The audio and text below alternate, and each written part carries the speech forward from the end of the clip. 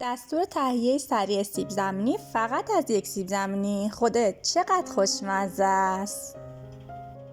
مواد لازم: سیب زمینی 1 عدد یا 200 گرم.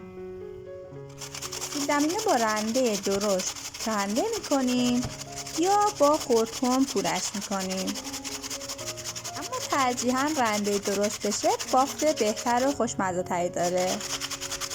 زمانی که رنده کردن تموم شد، شما میتونید این صحنه زیبا رو ببینید. سیب زمینی ها رو داخل یک ظرفی منتقلشون میکنیم و بعد به اندازه 1 لیتر آب اضافه میکنیم و اجازه میدیم که نشاسته داخل سیب زمینی ها خارج بشه. خود سیب زمینی و آبمون رو از صافی عبور میدیم تا به راحتی آبکش بشه و نشاسته اون خارج بشه. کمی فشار میدیم تا آب اضافی هم خارج بشه. به سیب زمینی رنده شدمون 3 قاشق نشاسته ذرت میزنیم و بعد 1 قاشق آرد اضافه میکنیم. به اندازه نصف قاشق چایخوری نمک، که البته من همیشه نمک کم میزنم، و نصف قاشق چایخوری فلفل سیاه. حالا تمام موادمون رو با هم مخلوط میکنیم تا یک دست بشه. تخم مرغ 2 عدد، البته تخم مرغ من 2 زرد است.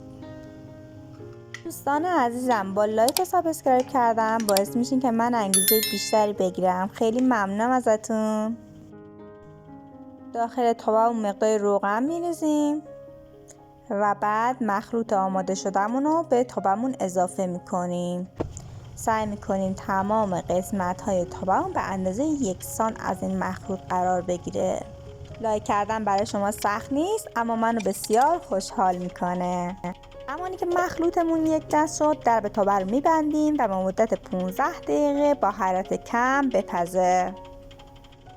بعد از گذشت 15 دقیقه حالا سمت دوم رو برمیگردونیم تا مجدد سمت دوم هم بپزه. برای سمت دوم نیازه که 15 دقیقه زمان بدیم تا سمت دوم هم پخته بشه.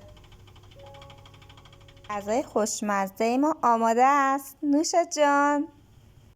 دستورالعمل خوشمزه و سریع، یعنی هرچه از خوشمزگی این غذا بگم کم گفتم. مطمئنم که هم برای کارمندان و هم برای خانواده بسیار عالیه. تو کمترین زمان ممکن هم درست میشه. اگر هنوز عضو کانال نشدین حتما مشترک بشین. خوشحال میشم شما رو ببینم.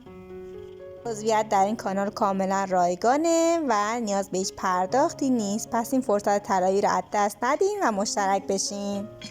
اگر از ویدیو خوشتون اومد ویدیو رو لایک کنید و برام نظراتتون رو بگین. از اینکه همراه من بودین و این ویدیو رو تماشا کردین متشکرم.